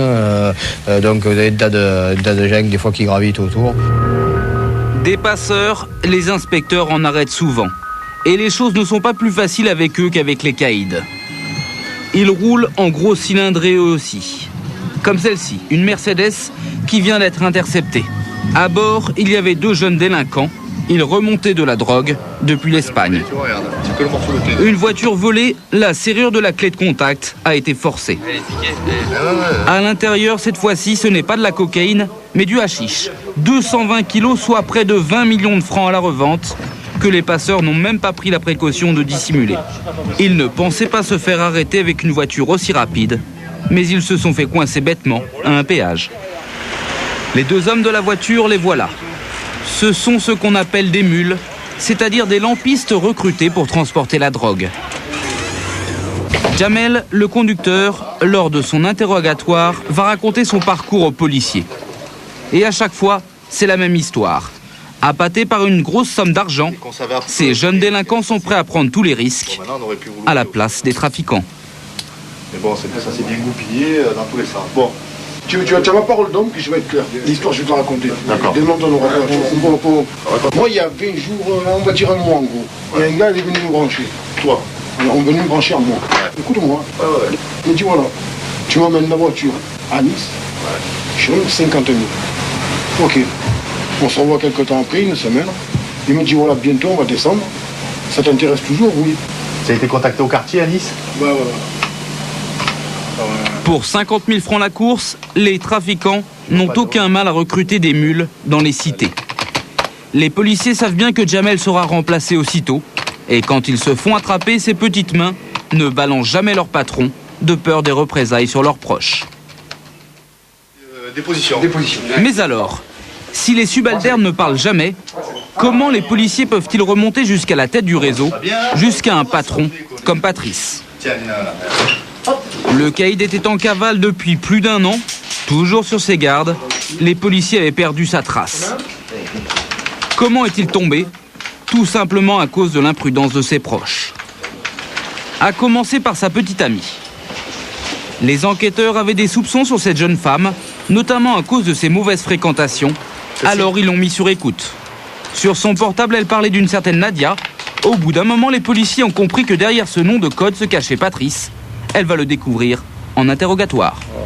Appelle qui demande à que Nadia appelle la grosse, puis que Nadia le rappelle. Bon, déjà Nadia, voilà. Hein, c'est un nom de code. Voilà. Vous étiez mis d'accord sur certains noms de code. Parce que souvent, toi, d'ailleurs, tu peines un petit peu, t'as pas trop d'idée ça. Ouais. Souvent, tu disais il, en parlant de Nadia, il, elle, tout ça. Donc, c'était un peu de geste là-dessus. Ouais. Là-dessus, tu es OK. Hein. La jeune femme va se rendre compte que les policiers ont la retranscription de tous ses appels sur son portable depuis des mois. Dans les enquêtes des stupes, les écoutes téléphoniques, c'est l'arme absolue.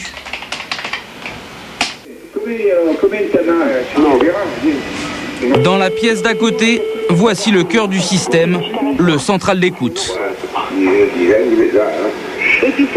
C'est ici que sont enregistrées les lignes des téléphones des personnes sous surveillance. Le matériel est sophistiqué, en tout une 50aine d'ordinateurs, un par téléphone écouté. Lors d'une enquête judiciaire, les policiers peuvent brancher n'importe quel numéro, à condition bien sûr d'avoir l'autorisation du juge. Toutes ces conversations sont gravées automatiquement sur un CD-ROM. Les enquêteurs peuvent les consulter à volonté. Avec ce système, plus une bride de discussion ne leur échappe. Mais ce dispositif revient cher. Les opérateurs de téléphone ne leur font pas de cadeau.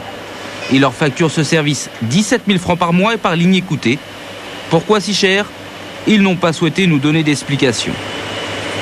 Dans l'affaire de Patrice, Eric Burle a fait brancher plusieurs dizaines de portables. Un investissement qui dépasse les 2 millions de francs. Mais il y a aussi beaucoup de travail avant de pouvoir exploiter ces centaines d'heures d'enregistrement. Ce décryptage a lieu ici, sur ces ordinateurs.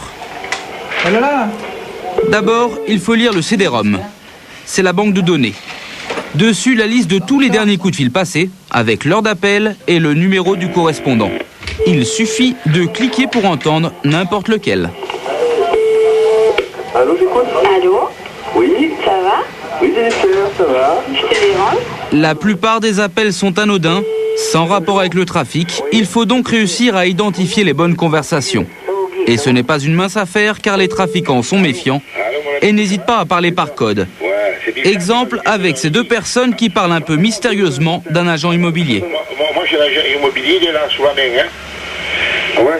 L'agent immobilier, en fait, c'est le nom de code d'un gros fournisseur en cocaïne, mais cela ne trompe pas les policiers. Il est un peu loin d'ici, il est à 3 heures de route, tu vois, mais il est là. On se téléphone tous les jours. Ça peut être, voilà, comme il dirait, la boulangère. C'est une fois qu'ils ont décidé d'un code une fois pour toutes, après ils utilisent autre chose. Mais il est évident que c'est toujours les mêmes qui reviennent parce que après c'est facile de démontrer que l'agent immobilier est en fait un fournisseur de cocaïne ou autre chose. Comme quand ils disent les côtelettes, on va dire que ça désigne 1 kilo de résine de cannabis ou des grammes de cocaïne, c'est de même. Le gars, on a vite fait de comprendre qu'il n'est pas vraiment dans l'immobilier ou que l'autre il n'achète pas des côtelettes. Des mots codés, mais aussi des chiffres. Et là, c'est beaucoup plus compliqué. Il ne faut que pour Cela fait 3 jours qu'Éric Burle et ses hommes s'arrachent les cheveux avec un véritable casse-tête. Ah non, il le faut pour tout. Oui, des trafiquants s'échangent des numéros de téléphone avec des chiffres bizarrement inversés. C'est une autre cabine. Ils le font depuis le début, parce que 91 aussi, sauf 06 qu'ils ont... 06 c'est 04, le 6 c'est quoi? Il le faut depuis le début. Il le faut pour les 10 chiffres. Il le faut pour les 10 chiffres. Il le faut pour les 10 chiffres. Oui, il le faut pour les 10 chiffres, parce que 06 ça fait 04 en inversé. Et même le 06. Et 91 aussi, ça inverse, mais ça correspond aussi à ça. S'il est dans le 42, s'il est dans le 42, selon où il circule, il va à Toulon et tout, Karim, des fois. Pendant la guerre, on aurait été bon. Bon, on a l'air, mais ça nous... C'est pas toi qui l'as trouvé, c'est Jacques-Marie et moi. En fait, c'était simple. Là, c'est les chiffres arithmétiques, et eux, ils sont partis à l'envers, voilà. Le 9 correspond au 1, le 8 au 2, le 7 au 3, c'est classique comme codage, non? Non.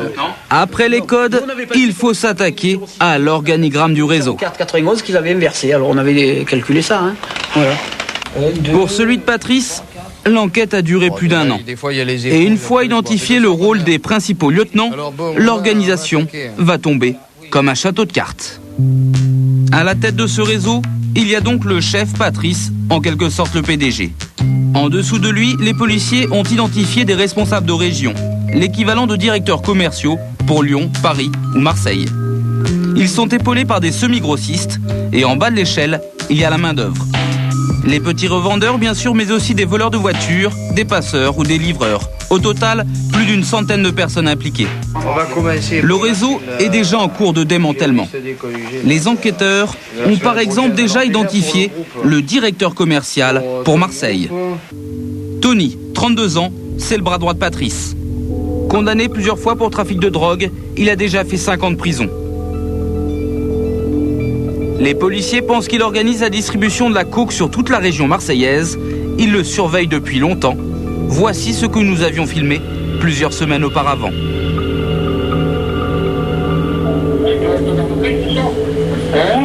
Tu passes dans le coin à 7 heures? Non, je suis à la mer. Jusqu'à quelle heure? T'es à la mer, ouais. Je sais pas. Il l'écoutait en direct sur son portable pour savoir quand il se ferait livrer de la cocaïne. Ah, merde. Qui c'est l'autre? Si je peux te libérer, je t'appelle. Ouais, c'est pour moi, c'est pour ça. 7 heures, c'est même 7 heures. Voilà, je suis encore à la mer, tu vois. Écoute, j'ai dit que tu me rappelles. Voilà. Allez, ça va là pour ça. Ouais, il renvoie les gens là. Il a plus rien. Il n'a plus rien, il renvoie. Il a plus rien. Quand il va toucher gros, remarque. J'aime le voir ce soir. Pour savoir quand il va se faire livrer, les policiers n'ont pas seulement écouté son portable, mais aussi installé une caméra bien camouflée devant chez lui pour enregistrer toutes ses allées et venues. Et le problème, c'est que dans leur film, il n'y a pas souvent de l'action. Mais il est évident que dans ce type d'affaires où on a affaire à de très gros trafiquants, il est évident que c'est pas comme si on met une caméra au pied d'un immeuble où il y a des jeunes qui vendent des barrettes. Où là, en 10 minutes de film, vous allez voir énormément de choses. Là, il est évident que c'est un gros trafiquant qui vend des centaines de kilos. Donc, ce qui nous intéresse, le but de la manœuvre, voilà, c'est de le voir arriver chez lui, de le voir partir pour essayer de faire sur un arrivage, une livraison et tout ça. Et ce qui fait que là, vous pouvez avoir des jours où on ne voit rien. Mais à l'inverse, il ne rate rien. Ce jour-là, par exemple, il est arrivé chez lui à 6h moins 10. Sa femme l'attendait, l'homme avait dans les mains un paquet suspect, vraisemblablement de la drogue. Voilà comment, grâce à toutes ces informations, ils ont pu, quelques instants après l'arrestation de Patrice, interpeller chez lui Tony à Marseille. Plus besoin de flagrant délit ? Ils avaient suffisamment d'éléments à charge. Cette arrestation, Tony ne s'y attendait pas. Au moment où il entre dans les locaux de la brigade, le trafiquant ne se doute pas alors que les policiers en savent autant sur son rôle dans ce réseau.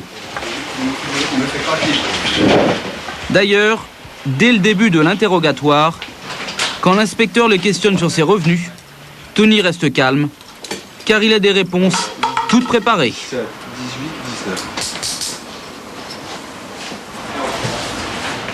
Pardon. À ce jour, quels sont vos revenus?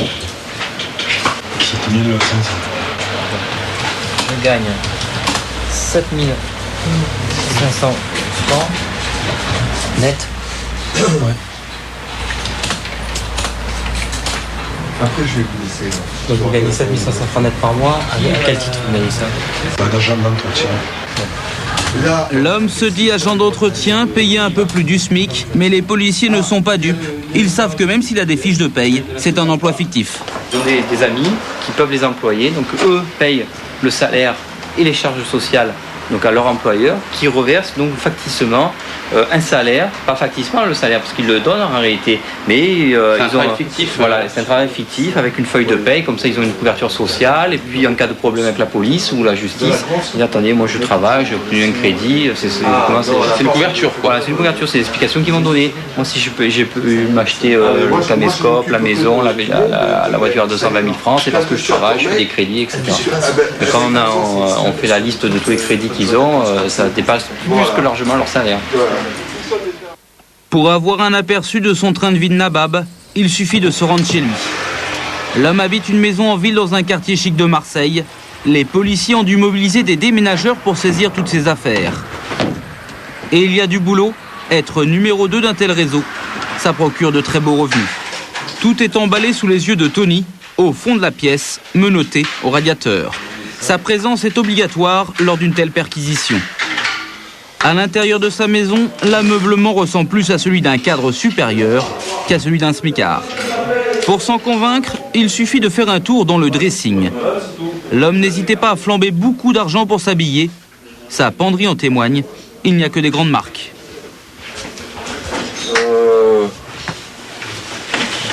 Boss, Stone Island, Boss, Versace. La plupart de ces pantalons valent plus de 1000 francs pièce. Il y en a plus de 200. Dinky. Il y a des vêtements Prada, Polo, Ralph Lauren, Nani Bon, Gucci, Boss, Polo. Ça je connais pas. Stone Island, ça c'est connu. Enfin que des vêtements de marque, hein, du Gucci, Boss. Il y a du Boss de partout. Hein. Les chaussures, c'est des chaussures à plus de 3000 balles les paires. C'est des Church. Ça, c'est des façonnables. Ça, c'est des Church. Ça, c'est des Vuitton. Ça, c'est des René Jean faits sur mesure. Et voilà, un Vuitton, des Prada à 2000 balles, à 2500 balles la paire, des Hogan. Et il y a plus de 40 paires. Voilà. Et tout ça pour une seule personne? Tout ça pour un mec et une nana. Rien que pour les chaussures, Tony a flambé plus de 150 000 francs. Et la plupart des paires, il n'a même pas eu le temps de les porter.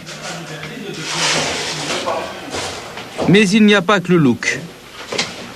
Dans la cuisine, par exemple, les bouteilles qu'il buvait tous les jours, ce sont des grands crus classés du Bordelais. Les enquêteurs estiment que la valeur de l'ensemble du mobilier dans sa maison dépasse largement le demi-million de francs, pas mal pour un smicard.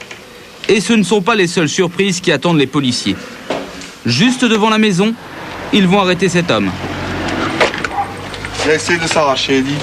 Il venait chez Tony, quand il a vu les policiers, il a essayé de s'échapper. Assis-toi.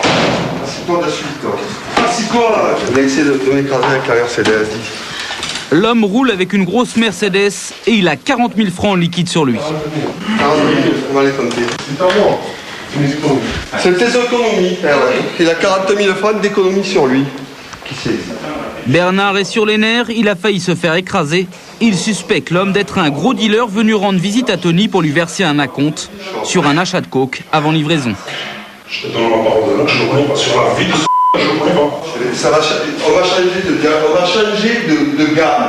On va changer, on va faire mieux. Là, je l'ai même pas vu, je regarde sa tête, je te le dis. Si non, les cadeaux, ça c'est remarqué ça. Ça prend? D'accord. Ouais. Pendant ce temps-là, un autre inspecteur continue à fouiller les affaires du suspect. Ta date de naissance? Il en profite pour l'interroger et transmettre ses réponses par téléphone à la brigade. T'es né où? Pardon? T'es né où? À Marseille. À Marseille. Et ton adresse? J'ai plus d'adresse. Il a plus d'adresse non plus et il est RMI plus. 40 000 sur lui, la bagnole à 300 000, mais il est RMI. Encore longtemps. Mais enfin, on l'a pas croisé, rien que... L'homme reste très évasif face aux questions de l'inspecteur. Il se déclare RMiste, surprenant pour quelqu'un qui roule avec une telle voiture, un puissant modèle qui coûte plus de 300 000 francs. Pas de chance pour lui, en venant ici, il est tombé dans les mailles du filet. Chez Tony, les policiers ne vont pas trouver de drogue, mais ils ne sont pas au bout de leur surprise. Un autre visiteur vient de pointer son nez.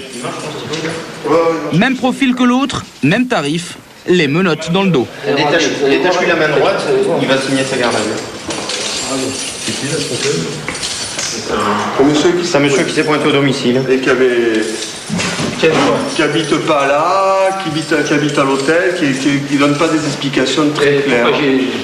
Voilà, et qui a une petite somme d'argent sur lui, et voilà. Toute petite. Il a plus de 10 000 balles sur lui. D'accord, du coup, vous avez décidé en plus, il a 4 téléphones portables, je pense qu'il travaille pas, et il a 4 oreilles, donc c'est pour ça. Ah oui, ça va vite. J'ai pas connu les services de police, toi. Ouais, c'est connu. Et voilà, on s'est trompé encore une fois. Non, pas trompé. Pourquoi? Tu as fini de me finir, je t'arrache la tête, toi. Tu as compris? Calme-toi, calme-toi. Non, mais t'as compris ou pas? Une pêche miraculeuse. Les policiers ramassent de nouveaux suspects qui étaient passés au travers de leur longue enquête. Ces événements aggravent le cas de Tony, car à l'évidence, son réseau de distribution est plus important que ne le pensaient les policiers. Pour l'instant, les enquêteurs n'ont pas encore de preuves impliquant les suspects. Mais ils vont en chercher. La grosse voiture est saisie et emmenée dans le garage de la brigade. Pourquoi? Parce que je voulais la remettre à peu près ici, à Marseille. C'est ça. Moi, comme tu as dit, tu prenez la voiture, vous allez la remettre à Marseille. Mais avec nous, on va procéder à la réquisition de votre véhicule. Il n'y a rien d'extraordinaire dedans? Pas d'armes, pas de drogue, pas d'argent en somme. Ils vont fouiller intégralement sa voiture à la recherche du moindre élément compromettant. Ils vont finalement tomber sur un indice sur la banquette arrière. C'est à toi cette carte? La carte d'Italie, c'est à toi? Elle était dans la voiture? Une simple carte routière d'Italie. Elle n'est pas aussi anodine car l'inspecteur a repéré un petit détail troublant. Sur la carte, le nom d'un village est encerclé. Et tu devais la remettre sur Marseille. D'après les écoutes, c'est le village de Patrice, le caïd. Il y aurait même une maison. Tu vois ce que je veux dire? C'est à lui? A priori, ce n'est pas une coïncidence. Le chauffeur de la voiture et Patrice se connaissent. En revanche, dans la voiture, comme dans la maison, aucune trace de cocaïne. Mais ça ne surprend pas les enquêteurs. Pas de drogue sur ces gens-là? Pas de drogue sur ces gens-là, uniquement des téléphones. Mais bon, principalement sur ce type d'individus qui sont, je pense, des trafiquants, ce ne sont pas des gens qui se baladent avec la drogue. La drogue, ils la voient quasiment jamais. Elle transite peut-être 1 heure, même pas chez eux, quoi. Je veux dire, ce sont des grossistes, ce ne sont pas des ils ne manipulent pas ce genre de trucs, a priori. C'est quand même 1 degré au-dessus du dealer, ce sont des trafiquants. Manipuler la drogue, c'est réservé aux subalternes. Pour preuve, cet interrogatoire. Farid, un jeune de cité, est soupçonné de travailler pour Tony. Il vient d'être arrêté lui aussi. Quand la police est arrivée dans son immeuble, il a jeté par la fenêtre un gros paquet de cocaïne et 50 000 francs en liquide. Autant d'argent, plus la drogue, ça peut faire de lui un dealer. C'est pas normal. Et si tu veux ici, à moins que ce soit l'argent de la drogue. Non. Quoi, je suis un dealer, quoi. Je te dis pas ça. Je n'ai pas dit que c'était toi qui avais vendu. Peut-être que c'est quelqu'un qui t'a dit garde-moi la drogue et l'argent. Non. L'argent, c'est à moi, c'est mes économies. Ça fait longtemps que j'ai mis cet argent de côté. Et c'est tout. Et voici le fameux butin qu'il a lancé par la fenêtre. Classé dans ce dossier, les 50 000 francs en liquide, c'est maintenant une pièce judiciaire qui sera remise au juge. C'est rangé par... La cocaïne est dans un sachet sous scellé. Il y en a 250 grammes, soit l'équivalent de 125 000 francs. Saisit également cette balance. C'est quoi ça? Ça, c'est une balance électronique. Ça fait partie de la panoplie du dealer. Là, il y a les 3 cailloux. Des petits sachets pour revendre. Tu sais, les petits sachets avec les zips là, comme ça, tu vois. Ah oui, d'accord. Voilà. Et donc de différentes dimensions, donc comme celui-là d'ailleurs, c'est un de ceux qu'on a utilisé pour faire le scellé. Le téléphone portable qui se servait pour le trafic. Et là, c'est uniquement numéro de téléphone. Il est laissé sur des journaux. Voilà. Ouais. Des trucs. Aucun doute pour les inspecteurs, Farid travaillait pour le compte de Tony. Son job, revendre la cocaïne dans son quartier. Retour chez Tony. Ces 2 camions chargés à ras-bord emmènent son mobilier. Ses affaires sont saisies et resteront sous scellé jusqu'à son procès. Tout comme ces 2 voitures. Si l'homme est condamné, tous ses biens seront revendus aux enchères. C'est la cocaïne qui lui a permis de mener un train de vie fastueux. Jusqu'à quel point ? Ils vont qu'au grand restaurant, ils vont au Martinez, ils vont à Cannes au Martinez, ils vont dans tous les endroits les plus sélects. Il va chez Paseda, qui est pas la meilleure table, mais quasiment la meilleure table de Marseille. Il laisse des factures au resto de 10 000 francs. 10 000 francs. Ouais. 10 000 balles le resto pour comme ça. Voilà, comme ça. Plus les voyages au Kenya. Alors Chili, ouais, voyage au Kenya, Chili, Brésil, Maroc. Quand ils descendent au Maroc, ils vont pas à la Mamounia parce que ça fait un peu trop grand standing pour eux, mais ils vont au Golfe de Palmeraie, c'est juste en dessous. Ouais, c'est juste celui en dessous. Ouais. Et en fait, ils ont un train de vie ce serait le train de vie de... On peut estimer leur train de vie entre 50 et 100 000 francs par mois. Net. Net, ouais. Donc c'est des... et ils payent pas d'impôts là-dessus en plus, donc c'est des gens qui gagneraient... Ils ont un train de vie de gens qui gagneraient 200 ou 300 000 francs par mois. Oui, facile, sans problème. Ah ouais. Plus de 300 000 francs de revenus nets pour le numéro 2 du réseau. Quant à son chef, Patrice, combien gagnait-il de son côté ? Beaucoup plus sans doute, mais impossible de savoir. La police n'a pas pu saisir son patrimoine. L'homme n'a pas de domicile connu. Il dort jamais au même endroit. Là où il dort, c'est soit des appartements dans des résidences de luxe, soit des hôtels de luxe. Mais disons que de toute façon, on tombe dans des très gros revenus, quoi. Donc peut-être l'équivalent de certainement pas mal de PDG d'entreprises françaises et encore qui marchent bien. Derrière ce PDG, des dizaines d'employés ont été arrêtés. Avant leur procès, ils sont tous présumés innocents, mais que risquent-ils chacun ? Jamel d'abord, l'homme à la Mercedes. L'enquête démontre qu'il n'était qu'un simple passeur. Il ne risque que quelques mois de prison. Farid ensuite. Suspecté d'être un petit dealer, sa peine devrait être plus lourde, au moins 1 an. Pour le visiteur surprise, seulement des soupçons, les policiers doivent poursuivre leurs investigations. Pour Tony, le numéro 2 du réseau, l'enquête a établi qu'il avait distribué plusieurs centaines de kilos de cocaïne.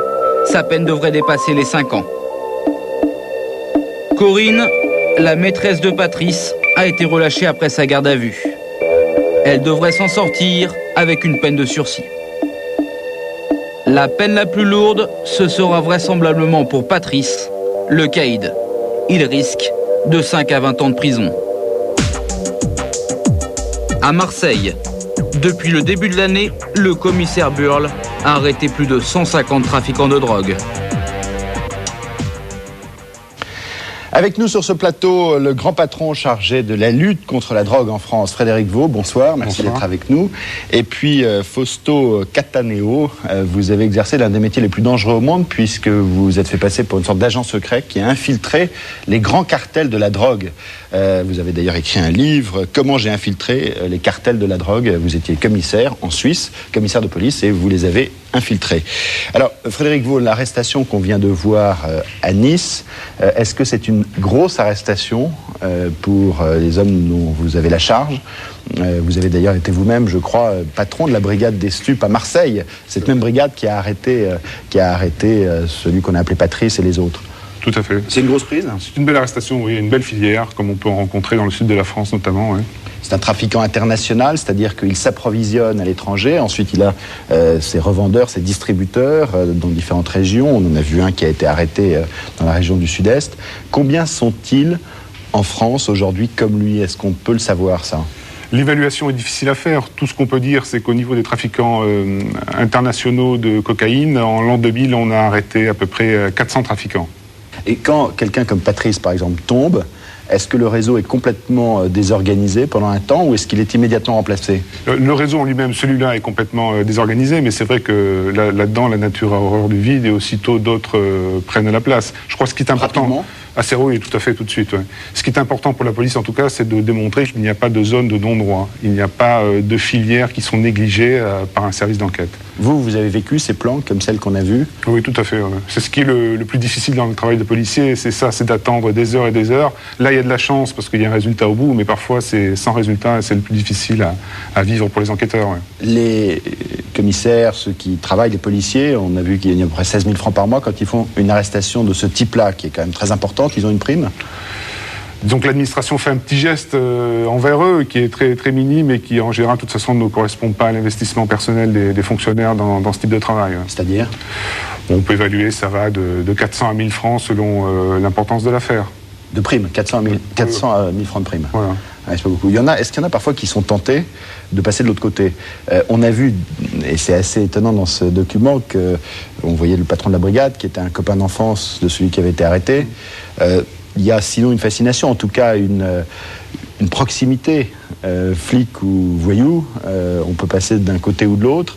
Vous l'avez ressenti, je vous voyais sourire pendant le reportage, quand on voit ces scènes où ils se parlent entre eux. Mais fascination, je crois qu'on ne peut pas dire qu'il y a de la fascination des policiers pour les voyous. Mais c'est vrai qu'il y a une certaine forme de complicité qu'on instaure au travers des jours de garde à vue qu'on passe avec eux. Vous en avez vu que pour les stupes, ça dure 4 jours. Et puis les semaines et les mois d'investigation fait que finalement on arrive à les connaître très très près, de façon assez proche. Intimement, enfin. Oui, tout à fait. Ouais. Donc c'est vrai que ça crée de la proximité. Est-ce qu'il y en a parfois qui sont tentés de passer de l'autre côté, de les informer, moyennant évidemment rémunération, côté flic, d'informer ceux qu'on traque? Malheureusement, c'est arrivé de façon très exceptionnelle, mais ça arrive. C'est vrai que les malfaiteurs, les voyous ont besoin de savoir ce qui se passe du côté des policiers. Et que parfois, quelques policiers dérapent, mais en général, ils sont confondus et déférés devant... corrompre. Oui, parfois. Tout à fait. Oui. Bon, est-ce que, là on a vu que souvent ça tombe par les petites copines, les femmes, est-ce que vous avez des informateurs qui vous préviennent régulièrement? Vous en avez beaucoup? La police ou la justice sans information, il n'y aurait pas de résultat. Vous les payez combien et comment? Alors, les informateurs ne sont pas rétribués. Il y a plusieurs méthodes qui font qu'une information peut être recueillie. Mais c'est vrai qu'en cas de très très bonne information qui entraînerait la saisie d'une quantité importante de produits stupéfiants, l'information peut être rémunérée. Jusqu'à combien? C'est impossible à dire comme ça. Ça dépend vraiment de trop de paramètres. Je suppose que si on arrivait à démanteler un cartel colombien agissant en France, ça pourrait atteindre des chiffres assez intéressants. Mais des centaines, des milliers de francs, non, ça va pas chercher dans ces... Parce que là, on voit que vous saisissez de l'argent et de la drogue. Oui. Qu'est-ce que vous en faites de cet argent et de cette drogue saisie? Elle est conservée par la justice jusqu'au jugement définitif et ensuite elle est reversée au trésor public. D'accord. Et parfois, est-ce que vous en gardez un peu de côté pour vos informateurs? Non, absolument pas. Là, c'est formellement interdit par la loi. Alors, Monsieur Cattaneo, vous avez infiltré encore plus haut avec des méthodes particulières, puisque vous êtes fait passer pour un parrain ou pour un copain des parrains de la drogue, pour remonter encore plus haut que ce Patrice qu'on a vu, ces trafiquants internationaux. Alors encore plus haut, c'est qui et ils font quoi exactement, ces fameux cartels dont on parle? Qu'est-ce qu'ils font?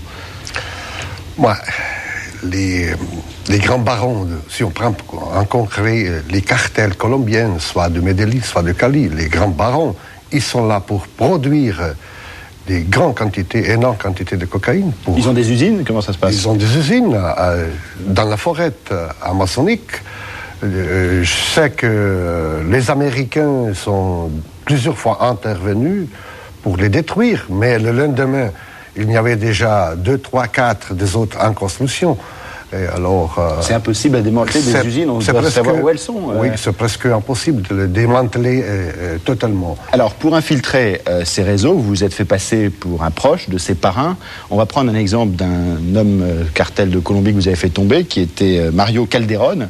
Alors lui, il fournissait les trafiquants comme ceux que nous avons vus dans ce reportage. Il cherchait des clients comme eux pour les fournir. Et il avait besoin aussi d'aider à blanchir l'argent qu'il recevait. Alors vous vous êtes fait passer pour un financier qui pouvait l'aider à blanchir ou aider ceux avec qui il travaillait à blanchir cet argent.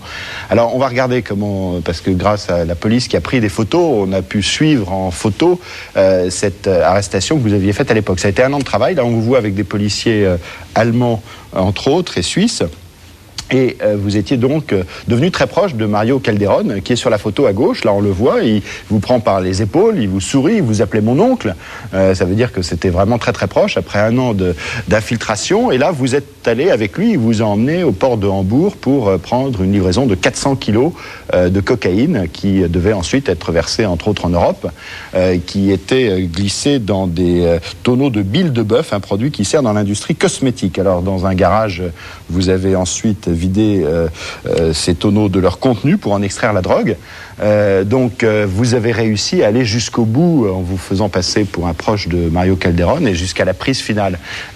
Comment est-ce qu'on fait pour pas se faire repérer par un parrain quand on usurpe son identité pour s'approcher de lui? Surtout, on doit être crédible. La crédibilité joue un rôle très important, premier point. Et elle se joue sur quoi concrètement? Sur l'apparence, sur le mode de vie? Oui, sur l'apparence, sur la manière de vivre, de montrer, de faire comprendre d'une manière assez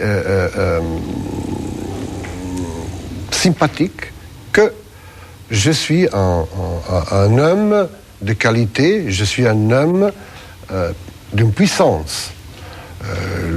L'adversaire, dans ce cas à Calderón, il a plusieurs fois vu que je pouvais avoir de l'argent, que je pouvais avoir une vie de luxe, et il savait que j'étais un homme de puissance dans le monde entier. Dernière question, combien coûte une telle opération? L'opération, donc... Un an de travail, et puis pour avoir ce train de vie, oui. Vivre comme eux? Alors... disons, la seule opération, ça coûte à peu près 1 million ça coûtait 1 million de francs français. Mais on doit adjoindre aussi que légalement, parce que je reviens à la question que vous avez posée à monsieur Vaux, sur la rétribution à des informateurs, chez nous, comme en Suisse, comme en Allemagne, il est tout à fait légal. Et alors là, c'est grâce aussi à l'information d'une personne qui on a réussi à remonter toute la filière, à saisir cette quantité de cocaïne, aussi 2500 kilos à Amsterdam. Et là, si vous permettez, on a payé l'informateur 550 000 Deutsche Mark. Ah, donc 1,7 million, pratiquement entre 1,5 million et 2 millions de francs. On a partagé entre la Suisse et les collègues du Bundeskriminalamt pour payer l'informateur. C'est pas possible de faire ça en France? Ça serait pas légal de payer autant? Tout à fait, c'est légal. Non, c'est prévu. Il n'y a pas de. Et pourquoi vous le faites pas? Vous le faites peut-être d'ailleurs. Oui, non, on le fait, mais pas dans la mesure que décrit M. Cataneo. Mais bon, ça ne correspond pas à à la philosophie, à la mentalité de la police française pour le travail. Est-ce que ce qu'il a fait vous paraît utile? Vous avez lu son livre, je crois. Est-ce que ça vous paraît utile pour démanteler les grands réseaux? Oui, tout à fait, c'est très, très utile. C'est même une méthode indispensable de nos jours. Ouais. Alors, une dernière question. On sait que beaucoup de drogue aujourd'hui est produite en Afghanistan, notamment 90% de la consommation d'héroïne en France. Le conflit actuel a-t-il une incidence sur le marché de la drogue aujourd'hui? Tout à fait, qu'on observe dès maintenant, notamment au niveau du prix proposé à la vente depuis l'Afghanistan. On assiste à un effondrement des cours. Proposé à la vente par qui à qui? Par les trafiquants installés en Afghanistan qui ont manifestement constitué des stocks dans la perspective du conflit et qui cherchent à se débarrasser de leurs stocks. Mais normalement, on pourrait penser qu'ils gardent leur stock, on pourrait penser que la marchandise devient plus rare et donc les cours montent. En fait, non, oui. Ils liquident. Tout à fait, devant l'incertitude du lendemain, ils ont fait le choix d'écouler tous les stocks en leur possession. Et c'est qui, eux? Sont les talibans, les opposants, tout le monde? Je crois que malheureusement, on retrouve les trafiquants des deux côtés du conflit. Ouais. Merci d'avoir été avec nous. Alors, pour résumer ce plateau, vous avez dit effectivement le rôle de la police, c'est surtout de montrer qu'il n'y a pas de zone de non-droit. Mais dernière question, est-ce que cette lutte contre aujourd'hui ce marché, ce trafic vous paraît un jour gagnable? Est-ce que vous avez l'impression que vous marquez des points d'année en année ou pas? Oui, on avance. Vous en perdez? Non, on avance. C'est vrai que le chemin est encore long pour arriver à une éradication complète du phénomène, mais on progresse. Merci à François Ducroux, Laurent Huberson, Philippe Pécoul, Nicolas Valode, Hugo Plagnard qui ont réalisé l'essentiel de ces enquêtes, Emmanuel Leclerc, toute l'équipe qui a participé à la préparation de cette émission. Vous avez rendez-vous demain pour un chat en direct si vous le souhaitez sur notre site m6.fr à partir de 18h. La semaine prochaine, rendez-vous mardi soir pour Sam Révolte avec Bernard de la Villardière. Dimanche soir, Zone Interdite. Thème de Zone Interdite dimanche prochain, j'ai été agressé. Nous nous retrouverons dans 15 jours pour Capital. Tout de suite, Thomas, Hervé et Christian Blachas pour Culture Pub. Très bonne fin de soirée sur M6.